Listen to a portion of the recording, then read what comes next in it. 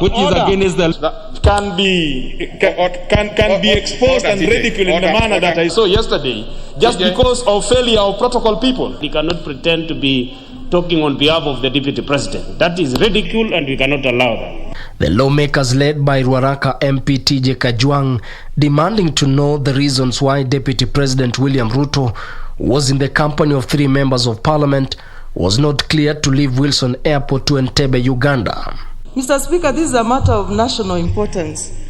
That a deputy president can be bad. We must know the reason. We must know whether the honorable members of parliament had sought the speaker's attention as is required under the standing orders. When a deputy president visits a neighboring country, the protocol officers needs to know that there must be a consultation between the office of the deputy president and the office of the presidency.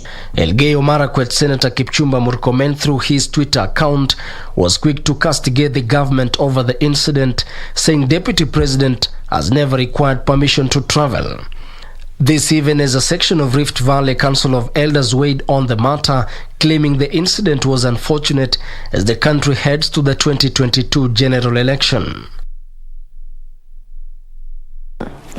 There, now still keeping up with matters of politics. Now, the former National Super Alliance principal, RAILA Odinga, Kalonzo Musyoka, Musalia Mudavadi and Moses Wetangula have asked the political leaders to be in the forefront in unifying Kenyans. The leaders at the same time asked the religious leaders to take up their roles and pray for the country as it gears up to the 2022 general election. Now, the leaders were speaking during the burial of the late Mama Lucy Muthoni Kibe, mother to businessman Joel Kibe, at her home in Kabati, Kandara in Murang'a County. All leaders eulogized Muthoni as the voice of women who empowered the needy in the society.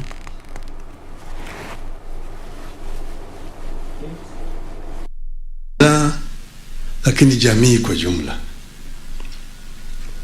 Manake tunatofautisha umuhimu ya binadamu kulingana na vitendo vyake. Vile wewe umepigana na mahali maadui matatu makubwa ya binadamu: ugonjwa, ujinga na umaskini. Hata kama alikuwa kule, alikuwa anapigania haki na ukweli kwa Wakenya.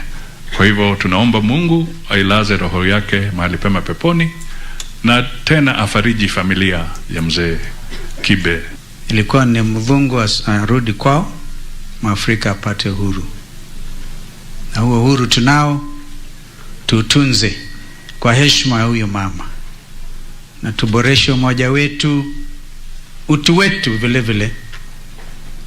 And may the Lord rest our soul in everlasting peace. Tukiwa mahali kama hapa ni kuhimiza tu wananchi wa Kenya tuendelee kuungana, tukemee ukabila, tukemee ufisadi, na tuhakikishe ya kwamba mwaka ujao tukienda kwa kura, nyinyi wa viongozi wa kanisa mtuombee inji iwe na amani, tusije kupoteza maisha ya mtu yeyote au kuharibu mali au mtu yeyote kujeruhiwa kwa sababu ya siasa.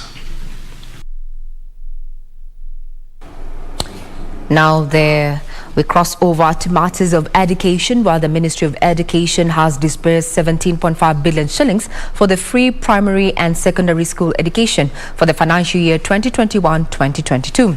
2.6 billion shillings will go to learners in primary schools, while 14.8 billion shillings will support secondary school learners. The Ministry of Education has released the 17.5 billion shillings capitation money for primary and secondary education. The funds released Tuesday is to ensure that learners who reported to school on Monday are not returned home. 2.62 billion shillings has been injected into primary schools, while 14.85 billion shillings of the funds will cater for secondary school learners. The government is now urging principals to keep all learners at their respective schools to ensure no part of class time is lost during the shortened academic calendar. A statement further directs principals to dialogue with parents of learners with fees balances in boarding schools to find practical ways of clearing the arrears. The ministry says additional fees outside of the official guidelines will not be tolerated. Education Cabinet Secretary Professor George Magoha says the funds are meant to ensure the country embraces 100% secondary school transition policy. Now, keeping up with matters environment is that the Kenya Forest Service Green Zone Development Support Project Phase 2 yesterday received a major boost of 15 tractors and 3 field vehicles. This is part of efforts to rehabilitate over 300,000 hectares of degraded natural forest. Now, speaking during the flag-off ceremony at Karura Forest, Chief Conservator of Forest Julius Kamau noted that the vehicles will support nursery operations and transport seedlings to planting sites during this tree planting season in 15 forest sites around Mount Kenya, Aberdare and the Mau ecosystem. Kenya Forest Service Chief Conservator of Forest Julius Kamau during the flag-off ceremony of 18 motor vehicles to be used in the restoration of forest cover in 15 counties. Mau calling on more partnership in conservation efforts to actualize rehabilitation of 357,000 hectares of degraded natural forests. The Kenya Forest Service has put in place a very strong partnership and linkage initiative to be able to rally partners who can come and join us and support us and complement our effort to be able to advance our mandate to conserve and protect these public forest resources. He noted that the 6 years Green Zone Development Support Project Phase 2 is being supported by the African Development Bank and in its second year. Kenya's forest cover is estimated to be at about 7.4%, way below the global recommendation of a minimum of 10%. With the acquisition of these motor vehicles, the country is clearly on its way to planting 60 million trees in 6 years. He said the project has begun transforming forest covers and contributing to the country's climate change resilience through conservation and livelihoods and a boost to food security. African Development Bank injected about $50 million, while the Kenyan government injected $5 million. And the main objective is to conserve our forest resources, but also support community livelihood for sustainable forest management. Beyond that, it will support us in restocking our plantation areas, and it has continued to do so in the last 2 years. It will support us in developing woodlot within the farmland and supporting various income-generating activities among the communities. It's a holistic project. On his part, Kenya Forest Service Chairman Peter Kimathi Kinyua said they intend to plant more trees as well as improve the welfare of the service staff to actualize the project's theme. Kenya Forest Service lately has gone into a lot of partnerships with our development, with the national development partners, and asking them to support us with housing of our rangers. So I believe as a board and also as management, we are also looking towards supporting yourselves as we try and achieve this. Now, gospel musician Patricia Helen Nyanchoka, known for her Tupendane hit song, is appealing for help from well-wishers to clear a 6 million shillings medical bill. Nyanchoka is battling health complications following a road accident she sustained in March this year. It's this love that Patricia Nyanchoka preached in one of her songs, Tupendane, that she is asking for from well-wishers. Yale nilipitia ni machungu ya kwamba hii mguu wangu ilikatwa na hii yenye ilipaki haina nguvu. Sasa kutembea ni stress. Her life turned upside down in March this year when she was involved in a grisly road accident. In what she terms God's mercies upon her life, Nyanchoka survived the accident but escaped with several health complications, including losing her 2 limbs. Hii mguu kwa sababu ilipaki mfupa imekuwa konde. Sasa wanataka kwenda kutoa mafuta, walisema ni fat grafting wanaenda kufanya. Sasa na hiyo inahitaji pesa. an incident that has confined her into a wheelchair. Nyanchoka's ordeal has left her family depleted of resources. The mother of 5 requires a series of procedures for her to fully recover, but the family is unable to raise 6 million shillings required for specialized treatment that will see her undergo reconstructive surgery as well as acquiring artificial limbs. Ningehitaji kama anisaidiwe nipate ile mguu artificial leg ili nikaweza angalau kusimama, hata kusimama peke yake, kwa sababu sasa siwezi simama peke yangu. Hayo majungu ambayo tumeyapitia, tunaomba kwa moyo wa upendo msimame nasi tukaweze kulipa malipo ya hospitali. Yu mama anahitaji mguu, prosthesis ya kuweka kwa ule mguu uliokatwa, hatuna pesa. Tumekwama kifedha, hata watoto wetu wengine walikuwa kwa masomo hawaendi. To help the family, you can send your contribution to 0710851358 or through an Equity Bank account 0510194155,802. If you want further details in regard to how you can assist Helen there, you can get onto our website, that is www.kbc.co.ke, where we have further details on how you can contribute to that particular kitty. Now, talking about animal welfare, at least 2,500 donkeys, cats, dogs have been vaccinated in Mola area of Machakos County in an exercise that will see over 10,000 pets vaccinated by the end of this week. The African Network for Animal Welfare Coordinator, Dr. Dennis Bahati, says they have chosen Machakos County as it's one of the counties with the high cases of rabies infections in Kenya. Vaccination of cats, donkeys and dogs in Mwala, Machakos County. One might be mistaken for thinking this is an animal show. A vaccination that saw 2,500 donkeys, cats and dogs vaccinated was so vital that even some residents brought their pets using wheelbarrows. Sasa nilikuwa naleta umbo zangu sisi kudungwa sindano ya kichaa. Ndio sababu nikaona ni pepe na wheelbarrow, sababu ilikuwa na shida mingi, yani na kuanga na vita nyingi sana kwa mboma. Others could be seen carrying their pets using sacks to get that special dose. If only they could talk, the message here is clear. The pain is too much to endure.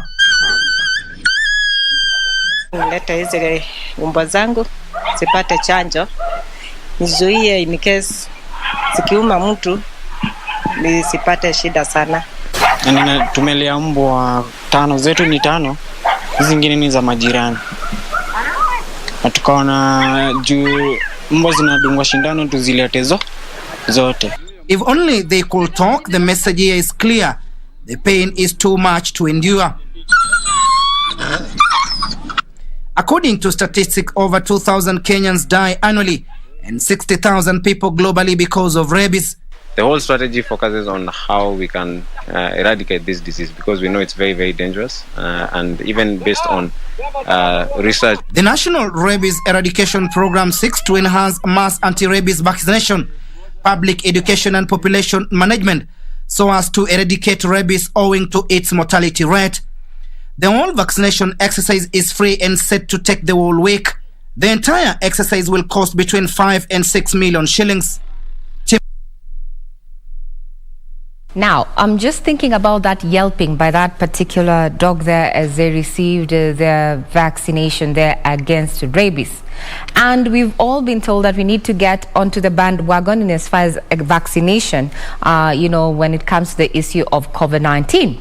Now, I have seen a few faces, especially of my colleagues, right here at Broadcasting House, some who are part of this crew, literally either crunch or yelp. At the tail end of this particular program, I'll tell you who screamed the loudest between Doreen Arange, Victor Olo, Jane Wamboi, and as well as our producer, Ben Kamuti. We will be giving the revelation in not too long. Remember, well, pain is not just... Well, they're saying I would also give a report on myself, but you know what? The doctor doesn't treat themselves, do they? Anyway, now still looking at those stories that have been making headlines, that 9 people accused of corruption charges, together with Mathira MP Rigathi Gachagua, were released on a bond of between 500,000 and 3 million shillings. Now, the 9 denied the charges of conspiracy to defraud Nyeri County government of 27.4 million shillings for purported supply of dialysis machines to Nyeri Provincial General Hospital. Ruth Wambui with the details in our news roundup. The 9 charges include Mathira CDF manager William Mwangi Wahome, Andrew Taruo, Julian Jahenda Maka, and Samuel Murimi Ireri, among others. Accused 9 and 10 to be released on a bond of 3 million with one surety of a similar amount or a cash bail of 1.5 million shillings. Still in the corridors of justice, a chief and 2 senior police officers charged with receiving 50,000 shillings bribe have been released on a bond of 500,000 shillings. Document presented to you is not a document that the court was to rely on, and we urge the court to cancel the bond and the bail terms for the accused person. He proceeds with his case. Elsewhere, Rift Valley Regional Commissioner George Natembeya has issued a stern warning to politicians who are inciting residents of Laikipia to withdraw their children from schools citing insecurity. Kuhusu mambo ya masomo nimesema kwamba by tomorrow nataka wanafunzi wote wakuwa wamerudi kwa shule. Maana hii shule ambapo tuko within the neighborhood about 1 kilometer away from here kuna Kabati police post. Kwa hivyo ni area ambayo iko na vituo vya usalama vya kutosha, na hata mwalimu pia amedhibitisha hapa hakuna jambo hata moja limefanyika kwa hii shule. And the National Land Commission Chairperson Gershom Otachi has assured the residents of Ijara constituency in Garissa County that the government will fully compensate for land lying on the Lapset Corridor project. Speaking during a public forum at Bodhia sub-county, Otachi said that NLC is working closely with Kenha and Kenya Pipeline Company to establish exactly where the roads and pipelines will pass so that they can compensate the landowners. Na idara hizi zote, kazi yetu sasa inakuwa ni kufuatilia utaratibu wa kufidia watu, kujua ni nani analipwa kiasi gani na mambo kama hayo. Meanwhile, Samburu County government has issued 9 million shillings in form of bursaries to enable Form 1 in Samburu County join secondary school. The money is going a long way to support the poor students from the county, and beside the scholarships we have been giving. Focus on matters business and look at how your favorite pub or restaurant risks having its operating license suspended for a year and listed and shamed if found flouting the COVID-19 safety protocols. Now, Tourism Cabinet Secretary Najib Balala says this is part of the revised Magical Kenya travel safety protocols geared at keeping the hospitality industry operational during these COVID-19 times. In the first 6 months of this year, Kenya received only 300,000 tourists through the Jomo Kenyatta International Airport.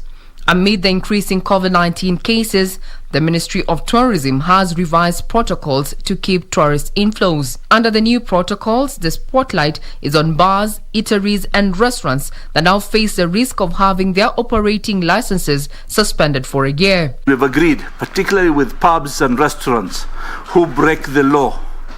We will shame them. We'll have a list of shame so that people do not destroy the sector because of a few greedy people.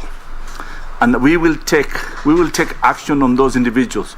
PERAC is here. They have committed to us, and they said whoever of their members or non-members in that sector break the law, we will name them and we'll take action. And I said very clear that even their licenses will be cancelled for 1 year.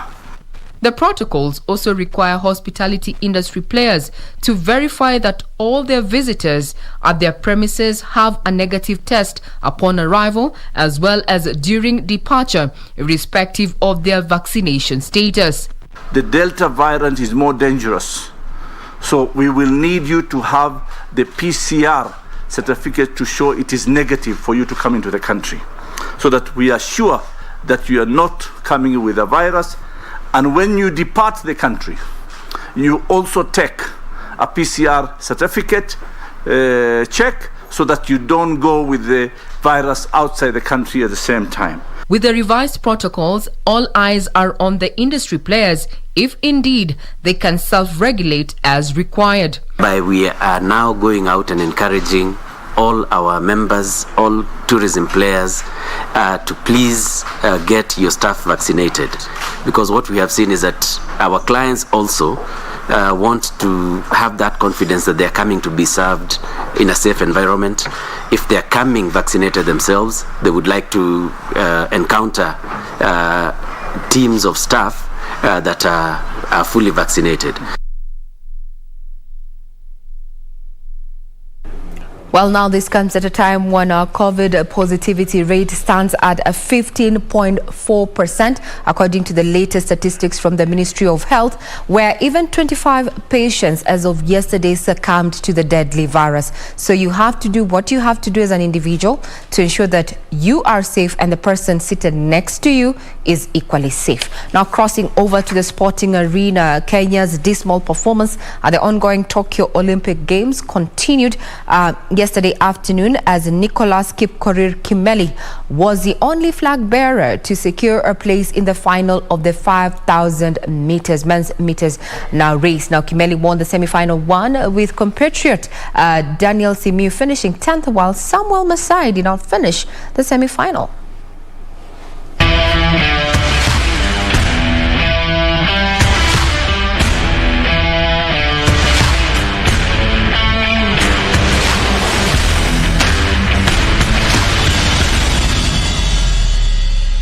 Kenya's hopes of bagging a gold medal at the ongoing Tokyo 2020 Olympic Games were